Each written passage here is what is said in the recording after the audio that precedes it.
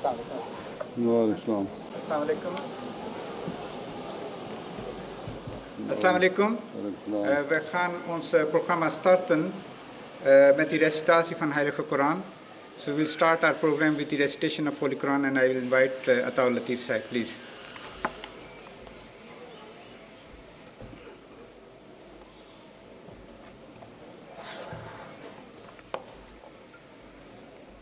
أعوذ بالله من الشيطان الرجيم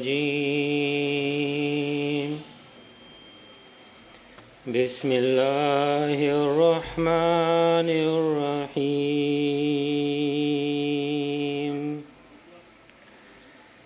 يا أيها الناس إنا خلقناكم من ذكر وأنثى وجعلناكم شعوبا وقبائل لتعارفوا إن أكرمكم عند الله أتقاكم إن الله عليم خبير. Ik zoek toevlucht bij Allah tegen Satan de verworpene. In naam van Allah de barmhartige, de genadevolle. O mensdom, wij hebben u uit man en vrouw geschapen. En wij hebben u tot volkeren en stammen gemaakt, opdat gij elkander moogt kennen. Voorzeker, de godvruchtigste onder u is de eerwaardigste bij Allah. Voorwaar, Allah is alwetend, alkennend.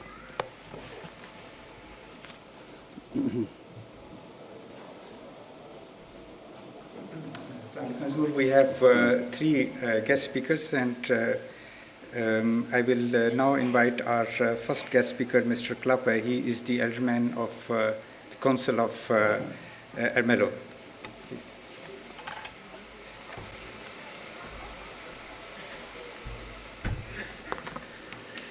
Dank u wel. Ik voel me heel erg vereerd dat ik hier u mag toespreken als gast vanuit Ermelo. Ermelo is een buurgemeente en het is heel bijzonder als je als wethouder uit een buurgemeente in een andere gemeente mag spreken. Maar ik doe dat hier heel graag, omdat ik u een heel bijzondere organisatie en vooral een hele bijzondere groep mensen vind. En het is ook heel bijzonder dat ik vanuit de wereldse gemeenschap, de wereldse gemeente, u mag toespreken als spirituele groep. Ik doe het heel graag namens de gemeente Ermelo. Want als Ermelo willen wij zelf ook een hele gastvrije gemeente zijn. Gastvrij voor onze inwoners, maar ook erg gastvrij voor onze gasten. En u bent vaak onze gast in Ermelo. Al meermalen jaren zijn er vertegenwoordigers van uw spirituele gemeenschap aanwezig in Ermelo om schoonmaakwerkzaamheden te verrichten in Ermelo. Wij kennen u niet of nauwelijks in Ermelo. Helaas zijn er weinig leden van uw organisatie in Ermelo actief. En daarom maakt het juist zo bijzonder dat er regelmatig mensen bij ons op bezoek komen om goede daden te verrichten. Bijzonder is ook dat u zo vaak meegewerkt heeft zonder daar wat voor terug te vragen. U komt van buitenaf en ontmoet onze inwoners. En bij alle schoonmaakacties die wij in de afgelopen tijd gehad hebben, horen wij ook telkens van onze inwoners terug dat het zo bijzonder is dat er een groep mensen uit Nunspeet zomaar op een vrije zaterdag naar Ermelo toekomen om schoonmaakwerkzaamheden te doen. Maar dat is niet het enige. Wat u brengt is veel meer. U brengt ontmoeting, u brengt verbinding, saamhorigheid en verbroedering. Zaken die heel belangrijk zijn in onze huidige samenleving. Want het is zo gemakkelijk om te polariseren of met de rug naar de samenleving toe te gaan. Zeker als je andere mensen niet goed kent. En dat is ook niet altijd gemakkelijk. Mensen die ergens voor staan, die hun nek uitsteken, ondervinden vaak veel weerstand. Vooral op sociale media is dat heel erg goed te merken, maar ook op andere manieren ontvindt u heel veel weerstand. En dat maakt u zo bijzonder. U zoekt de mensen op. U maakt gebruik van de vrijheid die ons land u biedt, maar u geeft daar heel veel voor terug. U geeft er liefde voor terug. En dat vinden wij in Ermelo heel bijzonder. En u bent in de toekomst weer heel vaak welkom, niet alleen om schoon te maken, maar ook om onze inwoners te ontmoeten. En ik wens u voor nu een hele inspirerende en een goede bijeenkomst. Dank u wel.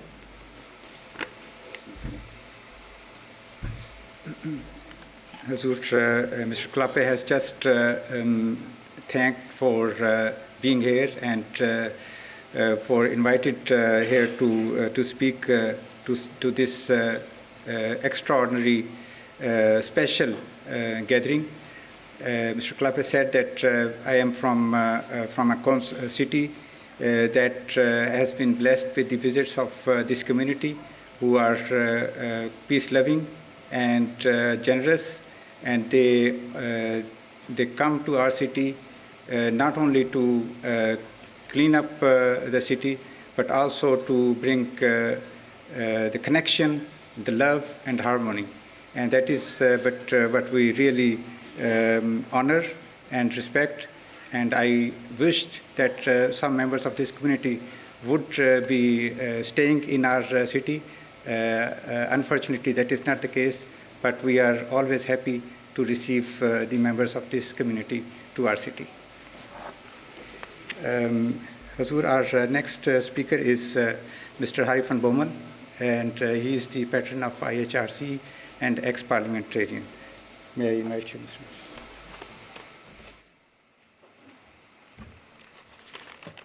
Assalamu alaikum. Some 4 months ago, I was a member of an international delegation visiting Thailand and Malaysia. We were on a mission for the International Human Rights Committee, trying to investigate the life of Ahmadis who have fled from Pakistan to Thailand and Malaysia. And this afternoon, I would like to share some of the conclusions that we have written down in our report that was presented 3 weeks ago in The Hague. We presented it to the Dutch Parliament, to press, and to other people who were interested in the fate of Ahmadis who have fled Pakistan. It is important to realize that both Malaysia and Thailand are not signatories to the UN Treaty of Refugees of 1951. And this means that UNHCR, the organization that gives shelter and fights for the rights of refugees, has no position in these countries.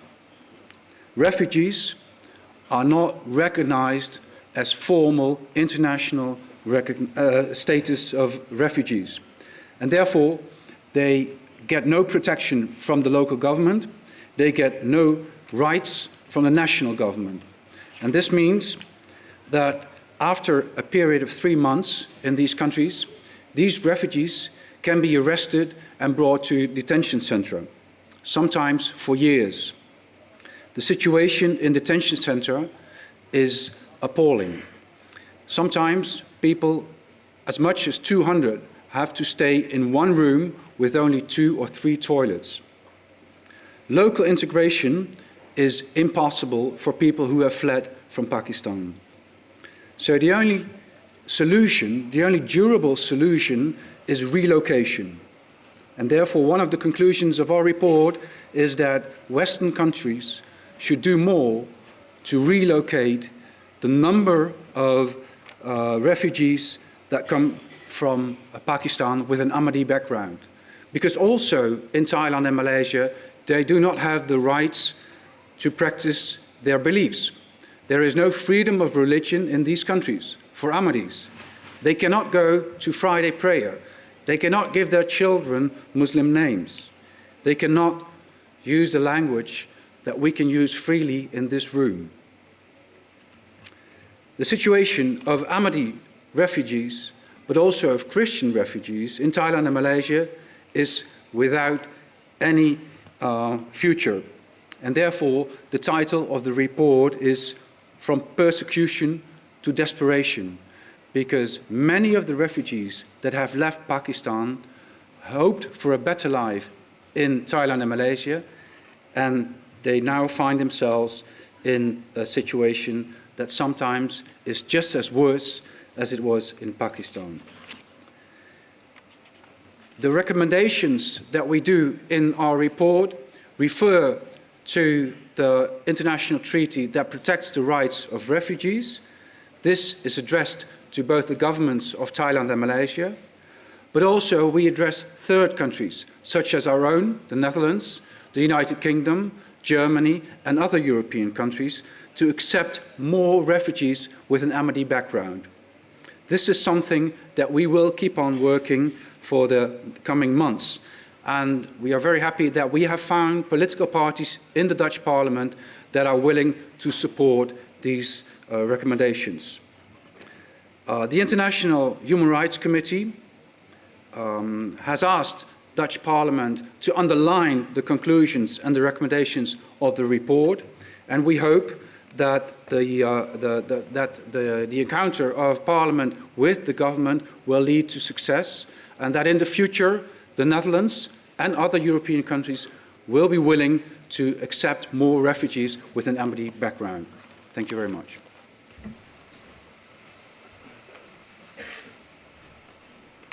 Thank you very much, Mr. Hari van Bommel.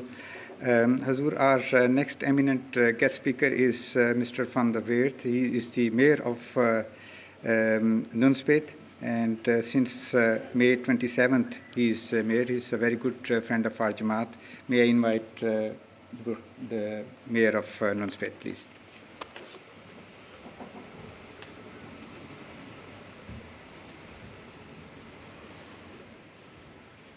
Goedemiddag allemaal. Namens de gemeente Nunspeet mag ik u van harte welkom heten hier op deze bijeenkomst in Nunspeet. Heel blij dat jullie allemaal hier naartoe gekomen zijn. Zojuist heeft de wethouder van Ermelo, onze buurgemeente, al iets uitgelegd hoe jullie in onze samenleving staan. Hoe jullie bezig zijn om goede dingen te doen in die samenleving en proberen te zorgen die ontmoeting tot stand te brengen. Ook in Nunspeet doe je dat heel trouw. Iedere keer zie ik jullie daarin terugkomen en zijn jullie daarmee bezig. Ook als gemeentebestuur van Nunspeet hebben wij een warme band met de leiding hier van de Ahmadiyya-beweging. Regelmatig overleg, regelmatig dat we elkaar ontmoeten. Een nieuwjaarsreceptie wordt er bijvoorbeeld gehouden en op allerlei plekken komen we elkaar tegen. En dat zijn altijd fijne en vriendelijke ontmoetingen. Maar ik wil toch nog even een stap dieper graven. Ik kan alleen maar onderschrijven wat mijn collega al gezegd heeft. Maar ik wil toch even nog een reflectie geven op wat we doen als religieuze gemeenschap in de samenleving. En dan wil ik met u terug even naar vorige week dinsdag. Toen heeft onze koning, zijn koninklijke hoogheid Willem-Alexander, heeft een troonrede uitgesproken. En in die troonrede heeft hij de parlementariërs van Nederland toegesproken. En wat hij daar onder andere gezegd heeft: beste parlementariërs, jullie maken hier wel heel erg druk over of nou het groeipercentage voor het nieuwe jaar 0,5 of 0,8% zal zijn. Eigenlijk is het helemaal niet belangrijk. Wat mensen bezighoudt is vooral: ik word geboren. In wat voor gezin heb ik ouders die me goed opvoeden? Wat voor school mag ik naartoe? Kan ik een partner vinden? Kan ik een woning vinden? Kan ik werk vinden? Ben ik gezond? Dat zijn de vragen waar je hier elke dag mee bezig bent. Ik vond het ontzettend fijn om te merken dat onze koning daar oog voor heeft. Dat hij op die manier zegt van: eigenlijk, of we nou een paar euro meer of minder in de portemonnee hebben, is niet zo belangrijk. Het gaat erom dat we onze weg vinden in deze samenleving. Waar de koning het niet over gehad heeft, maar waar jullie hier het wel over hebben met elkaar, is nog iets anders. Dat zijn namelijk de zingevingsvragen die we in ons leven hebben. We hebben allemaal op zijn tijd vragen over, maar waarom ben ik eigenlijk hier op aarde? En wat is mijn rol die ik hier heb te vervullen? En als ik straks doodga, wat gaat er dan met mij gebeuren? Allemaal vragen die spelen. Die heb ik, die heb u. Ik ben van christelijke huizen, de vragen zijn hetzelfde, de antwoorden zijn anders. Jullie hebben daar met elkaar het gesprek over en op die manier ben je bezig om ook het onderwerp van de zingevingsvragen handen en voeten te geven. En ik denk dat het heel belangrijk is, dat in onze samenleving mensen met elkaar die gedachten doordenken en daarmee bezig zijn. En ook op de vragen die iedereen in zijn leven heeft, antwoorden weten te vinden. En ik hoop dat jullie ook deze dagen daarvoor kunnen gebruiken en ook weer antwoorden mogen vinden. Dank u wel.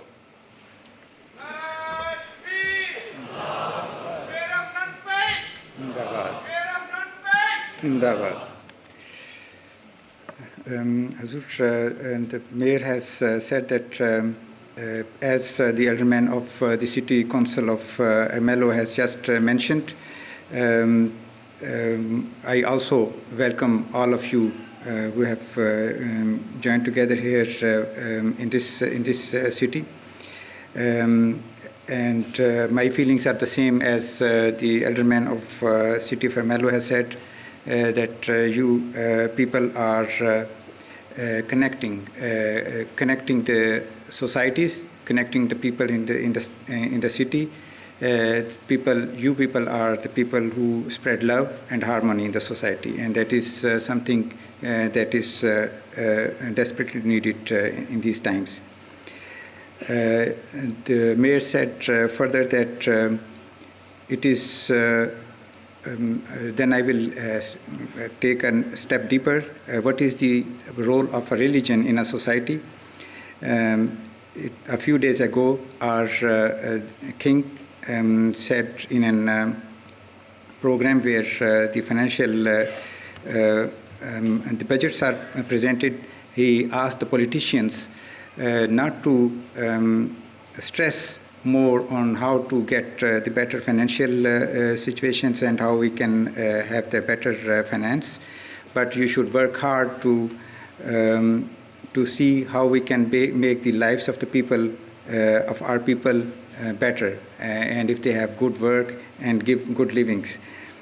The mayor said that today we have gathered here with a special purpose, and the question we might have with us is what is our role in our society and in this life? I have that question, and you might have that question. The answer may be different, but it is our duty to keep on looking the answer to that question, how we can make our society better. And the mayor said that I wish you that in these days that you have come together, you will be able to find answer to that question and keep on working on that. Thank you. That was our last speaker.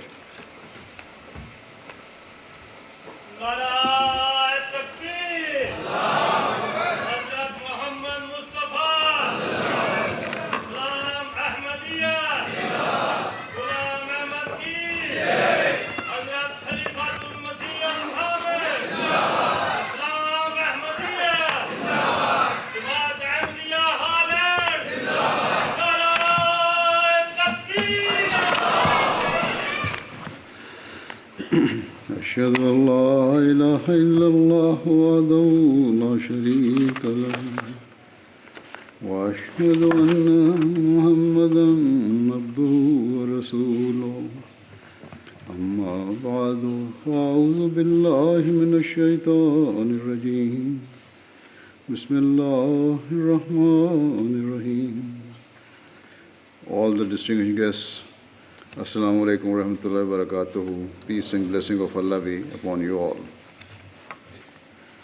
First of all, I would like to thank all of our guests who have accepted our invitation and joined us here today.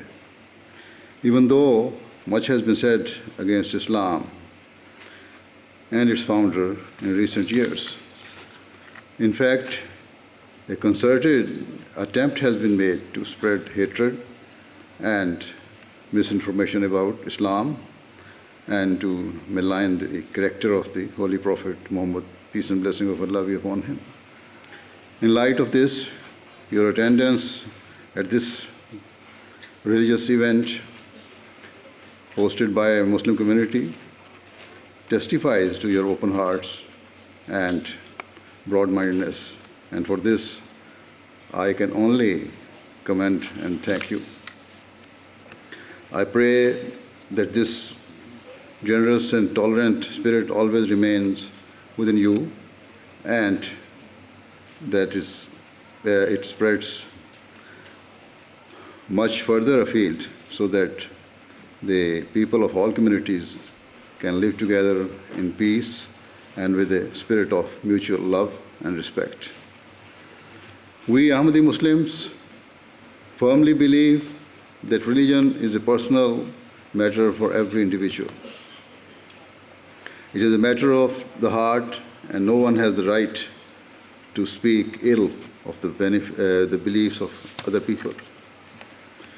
No one should mock what others consider sacred, because treating other people with derision and contempt can only lead to pain and suffering and create division.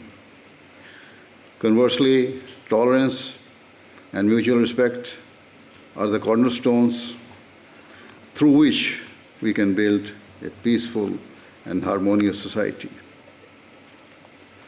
As I have mentioned, the character of the Holy Prophet of Islam, peace and blessing of Allah be upon him, has long been slandered and distorted in the non-Muslim world. Here in Holland as well, certain people have taken the lead in inciting hatred against Islam and making utterly false and horrific assertions about the Holy Quran and the Holy Prophet Muhammad, peace and blessing of Allah be upon him. In this regard, I shall, in short time available, speak about Islam's true teachings and the character of the founder, peace and blessing of Allah be upon him. However, before proceeding, I would like to speak more generally about what constitutes peace and why it is so important. Undoubtedly, at a personal level, peace is something we all desire, whilst at a broader level, it is something that different nations and communities claim to aspire towards. However, what is peace and why do we need it? In my view, there are two types of peace. There is outward peace and inner peace.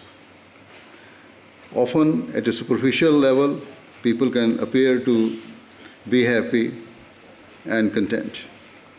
Yet, though they have outward peace, they remain bereft of inner peace.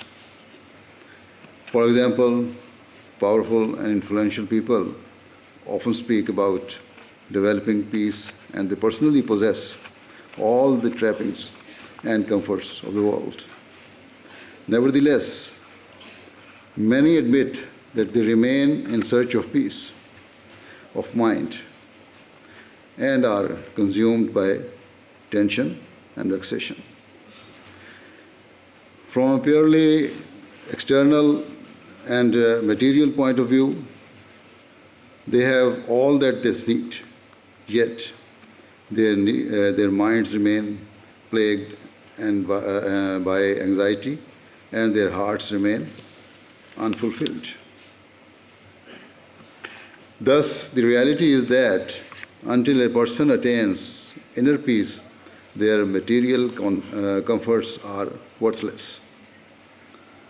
Simply put, the one thing money cannot buy is inner peace. For example, imagine the case of an affluent mother who has riches beyond her needs, but her child becomes lost. Despite having every possible worldly comfort, she will remain frantic and desperate until she finds her child. Sadly, in both the developed and developing world, mental health issues are on the rise. In rich countries, increasing number of people are committing suicide, suffering from breakdowns or depression, even though they are relatively strong in financial status. Unsurprisingly, a lack of inner peace is also common amongst the weaker and vulnerable members of society who cannot fulfill their basic needs and who desperately yearn for the comforts available to others. Thus, frustration and inner turmoil is palpable amongst the rich and the poor. On one side, affluent people who have all they need in material terms remain bereft of inner peace. At the other end of the spectrum, the poor or needy are plagued by their circumstances and crave the comfortable lives of others. People may have different goals or desires, and they may be poles apart in terms of their material state, but they are united in their failure to attain inner contentment. In today's world, critics are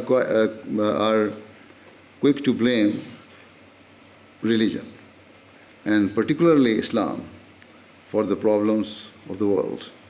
Yet, many people who are suffering from inner torment and unrest are those who live a purely secular existence, and so their problems cannot be blamed on Islam or any other religion.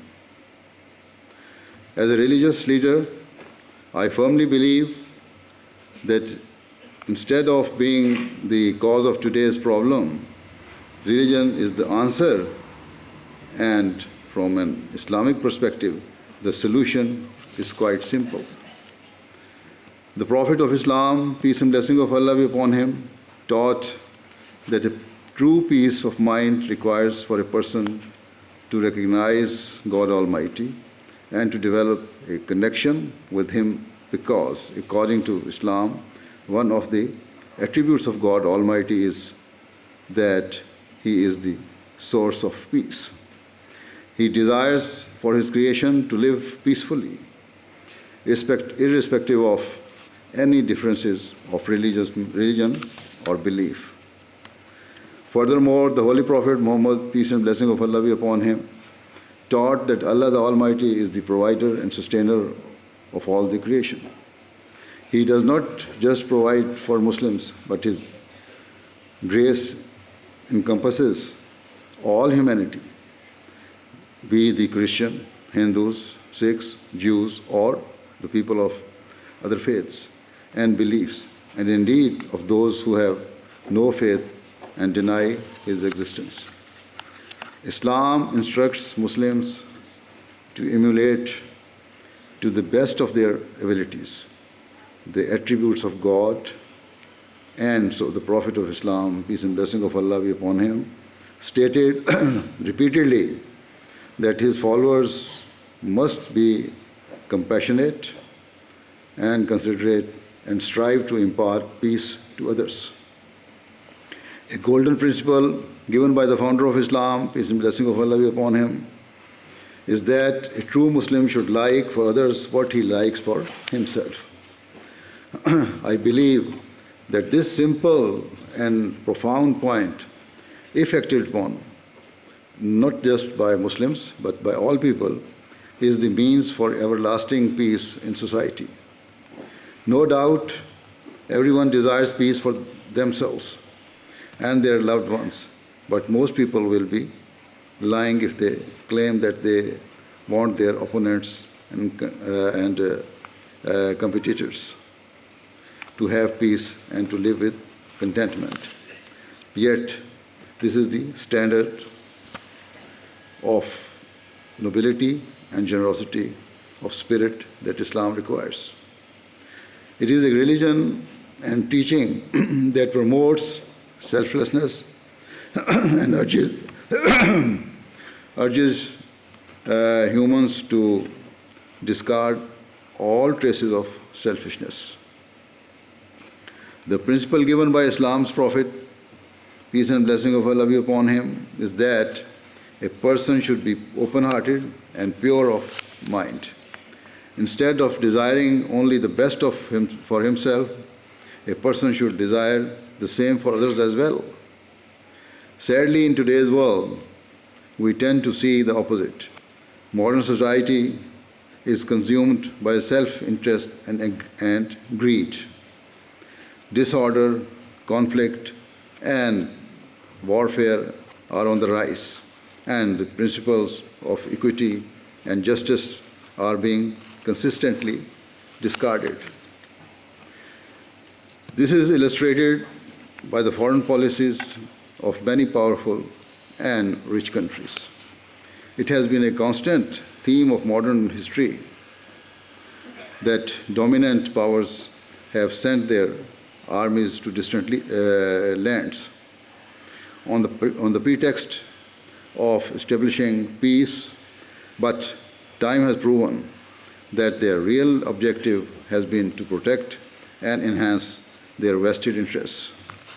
During such conflicts, if just one of their soldiers dies, there is an outpouring of grief and they pledge to take revenge.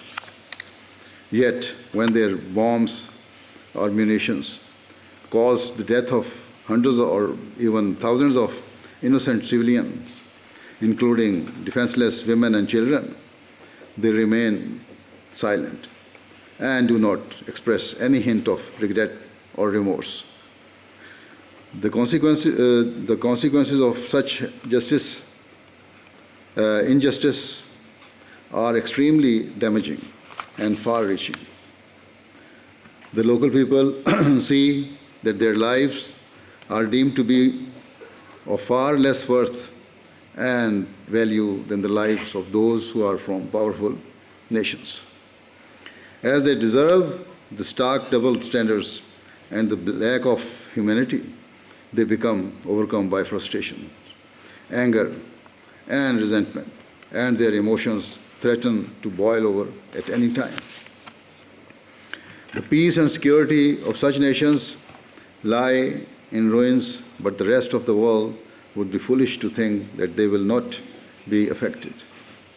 Rather, the world is now so interconnected that the ramifications of hostilities in one part of the world are bound to spread beyond borders. And we have seen many examples of this in recent years. Hence, if we genuinely desire peace, whether in our personal lives or at a collective level, the pivotal point is that we should like for others what we like for ourselves. As I said before, the simple principle is the foundation for true peace in the world.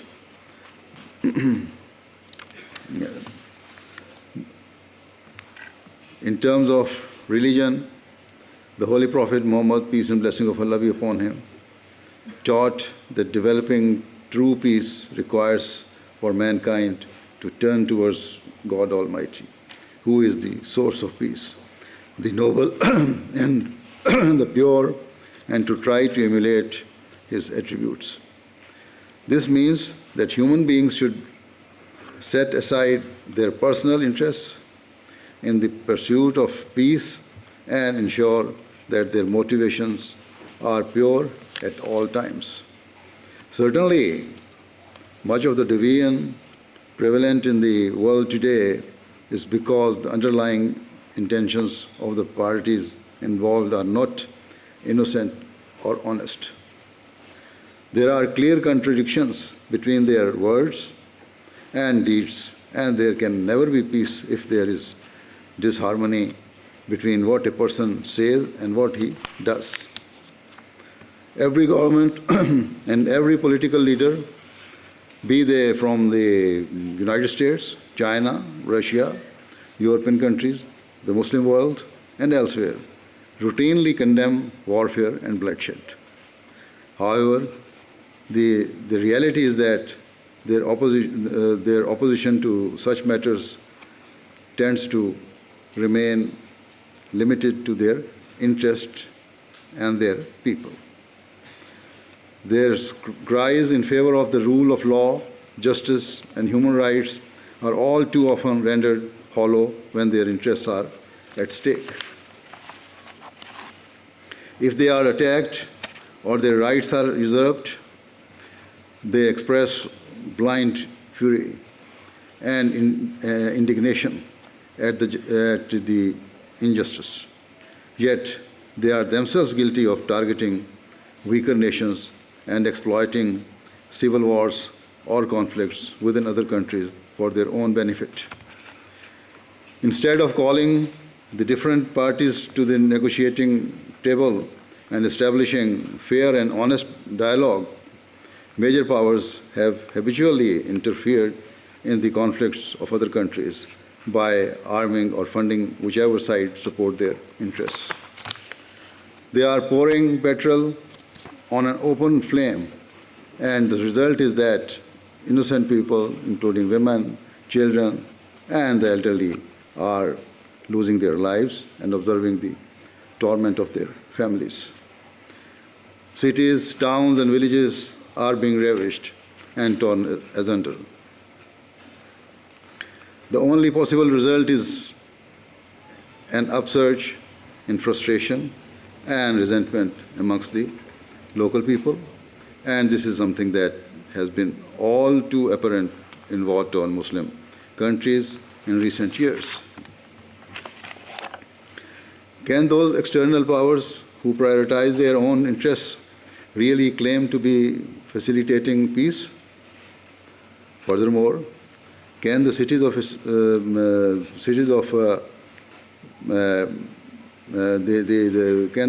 the critics of Islam continue to lay the blame for the lack of peace in the world at Islam's door?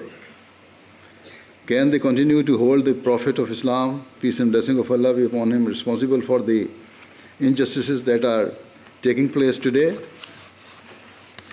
Let it be clear that the state of unrest in the world, whether in Muslim countries or otherwise, has nothing to do with the teachings of Islam. Rather, such turmoil is based on the vested interests and selfish ways of certain leaders or corrupt governments on the one side and rebel, insurgent, or separatist groups on the other. It is caused by the brutal acts of terrorists and extremist groups who seek only enrichment or power. The center of today's disorder may well be Muslim countries, but no one can deny that non-Muslim countries have inflamed the situation rather than resolve it. It may be claimed that Islamic teachings have motivated extremists and terrorists, but let it be crystal clear that nothing could be further from the truth. As I said, the Prophet of Islam, peace and blessing of Allah be upon him, taught that Allah the Almighty is the source of peace and the provider and sustainer of all mankind. Even in the Holy Quran, it is written as well, in the first chapter of the Holy Quran. Thus, how could it be possible for him to promote intolerance or to sow the seeds of division in society? Rather, throughout his life, he promoted interfaith harmony, and emphasized the need for peace at every level of society, from the basic domestic family unit all the way to international relations. This was not just his teaching, but was also his practice. From the outset, the Holy Prophet of Islam, peace and blessing of Allah be upon him, conveyed a message of peace and promoted a tolerant and inclusive society.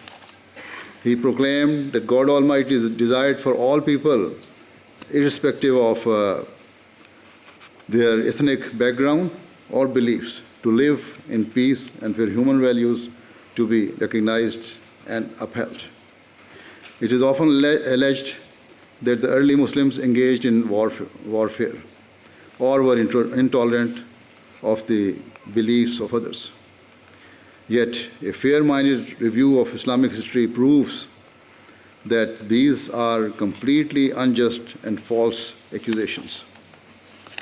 When Islam was founded, the early Muslims were themselves the victim of merciless persecution in Mecca. Some were brutally martyred, others were savagely tortured, but the Muslims remained patient and never retaliated. After bearing the most horrific imaginable cruelties, some of the vulnerable Muslims migrated to the land known today as Ethiopia. Yet, still the opponent of Islam did not let them live in peace. Rather, they followed them and presented themselves before the king of the land and pleaded with him to banish the Muslims and force them to return to Mecca so they could continue to persecute them and ensure that Islam did not spread. The disbelievers of Mecca told the king that the Muslims had established a new faith and had condemned idol worship. They claimed the Muslims spread disorder and disturbed the peace of society. Upon being instructed by the king to present their defense, the Muslims declared their beliefs in the one God who was the creator of all creation. They worshipped him alone, but at the same time sought peace with all people and communities and believed that people of different faiths and beliefs should respect one another.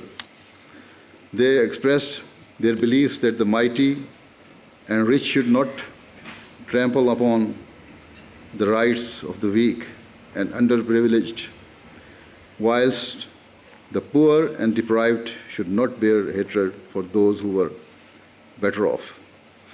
The king asked the disbelievers if the Muslims had ever waged war, whether they lied, if they broke their pledges, or incited rebellion. In reply, the opponents of Islam were forced to admit that Muslims were innocent of all charges. Despite their hatred for the Prophet of Islam, peace and blessing of Allah be upon him, and his followers, and despite their intense desire to finish Islam, the people of Mecca testified to the fact that the founder of Islam, peace and blessing of Allah be upon him, had never spoken an untruth, had never broken a promise, and nor had he ever acted with cruelty or injustice. They were forced to admit that the Holy Prophet of Islam, peace and blessing of Allah be upon him, and his followers were those who only ever sought to spread love and affection in society and who peacefully propagated their belief in the unity of God. At all times, the Prophet of Islam, peace and blessing of Allah be upon him, remained patient, even in the face of the most cruel and barbaric oppression. He turned only to God Almighty to share his pain. And so it is mentioned in the Holy Quran that during prayers, the Holy Prophet Muhammad, peace and blessing of Allah be upon him, spoke of his grief, that he called his people towards peace and prosperity, and yet they responded with brutal and innocent cruelty. Despite their brutalities during the Meccan period, the Prophet of Islam, peace and blessing of Allah be upon him, never raised his sword against those who persecuted the Muslims. Nor did he ever stop cooperating with the authorities of Mecca or incite any form of revolt. The patience of Muslims was based on the command of Allah the Almighty, which is mentioned in chapter 25, verse 64 of the Holy Quran, addressing the Muslims in this verse. Allah the Almighty said, "And the servants of the gracious God are those who walk on the earth in a dignified manner, and when the ignorant address them, they say peace." Hence, the Holy Quran reassured the Muslims and counseled them to be patient, no matter how much they were provoked or tormented. In the face of adversity and hatred, they were to respond by offering peace to their enemies and opponents. Consequently, where the early Muslims were tortured, vilified, and maligned, they remained patient on the command of God Almighty, disregarding a natural inclination for revenge and living up to the standard of liking for others what you like for yourself. The Muslims sought peace for their enemies. It was not just a temporary peace the Muslims desired for others, rather an everlasting peace. Thus, in chapter 10, verse 26, Allah the Almighty has stated, "And Allah calls to the abode of peace." This verse makes it clear that Muslims were instructed to spread no effort in promoting a permanent state of peace, to spare no effort to promoting a permanent state of peace and harmony and to bring a people together. Yet, the bitter persecution continued for years. And finally, when their cruelties exceeded all bounds, the Prophet of Islam, peace and blessing of Allah be upon him, and his followers migrated to the city of Medina.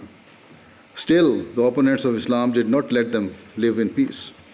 Rather, the disbelievers of Mecca pursued them and soon waged war against the Muslims. Only then, after years of bearing hateful persecution, and after having been driven out of their homes, did God Almighty permit the Muslims to respond with force and to defend themselves. Here it is very important to note that permission to fight back was not given just to defend Islam or Muslims. Rather, the Holy Quran states in chapter 22, verse 40 to 41, that permission to fight back was given to defend the institution of religion and universal freedom of belief, as those were the real targets of the opponents of Islam. It should also be clarified that the Holy Prophet of Islam, peace and blessing of Allah be upon him, instructed his followers to abide by the strictest possible rules of engagement.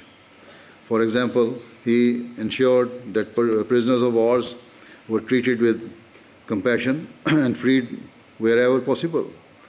He instructed that no child, woman, elderly person, or sick person was to be targeted, nor were places of worships or religious leaders to be attacked. Further, he instructed that if the opponents of the opposing side even hinted towards reconciliation, their gesture was to be immediately accepted, so that no opportunity for peace was lost. It is also a note that where it is commonly suggested that the early Muslims were belligerent or bloodthirsty, today several Western and non-Muslim historians admit that it is wholly inaccurate. In fact, the research shows that the number of people who lost their lives in all of the wars fought in the period of the early Islam was a fraction compared to the number of people who died at the hands of single bombs in the modern era. Therefore, rather than seeking conflict or fostering hatred, Islam has only ever instructed Muslims to knock down the walls of hatred and hatred that divide mankind to build bridges of love and compassion in order to unite it.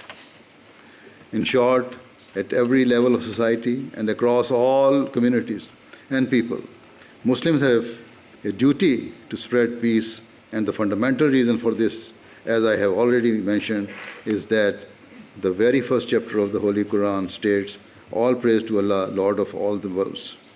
Accordingly, where God Almighty is the provider and sustainer for all mankind, it's simply not possible for true Muslims to bear hatred or ill will towards their fellow creation. Rather, our hatred can only be filled with sentiments of love, compassion, and sympathy for others. Of course, as practicing Muslims, we have our religious beliefs. We believe that God is one and that it is our duty to turn to Him and to worship Him alone. Yet, we also firmly abide by the timeless precept of the Holy Quran that there should be no compulsion in religion.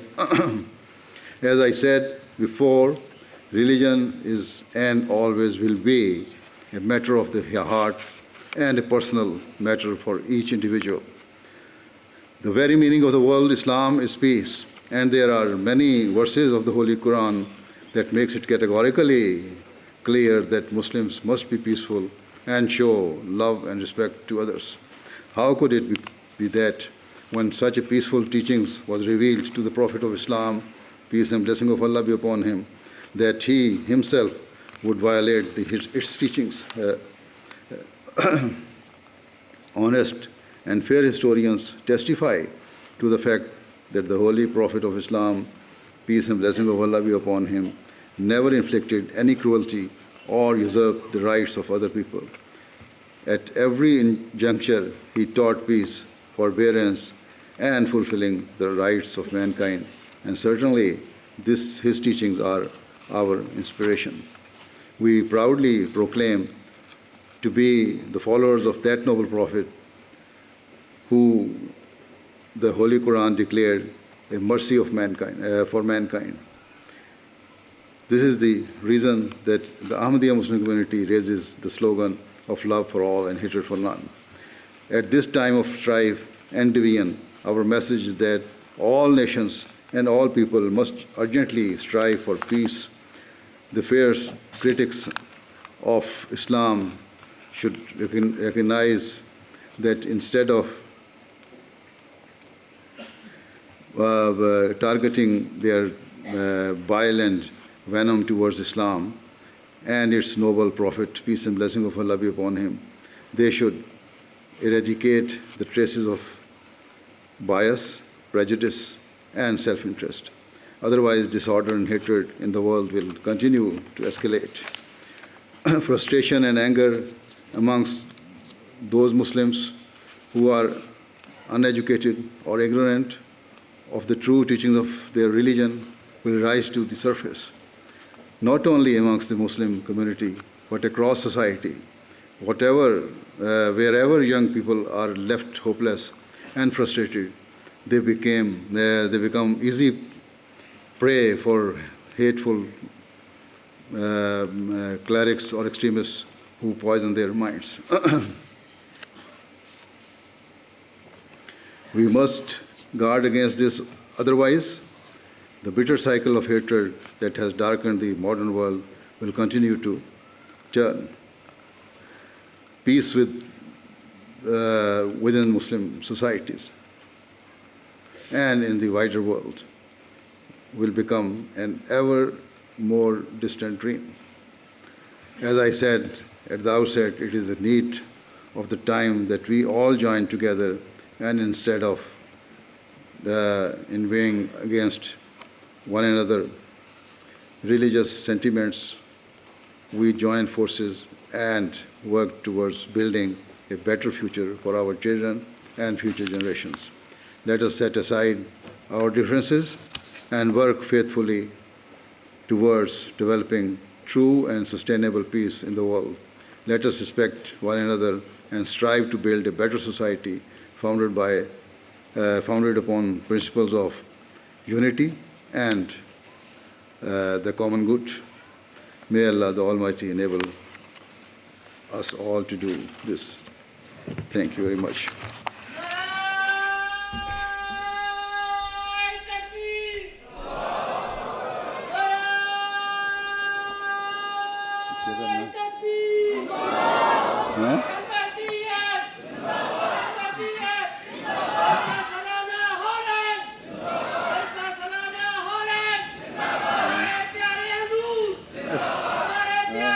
Assalamu alaikum.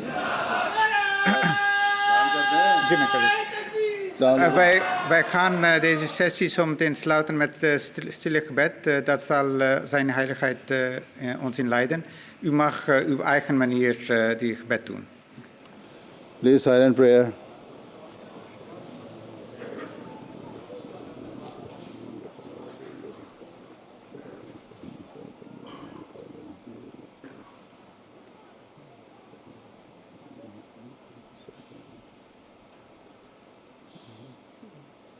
Ameen.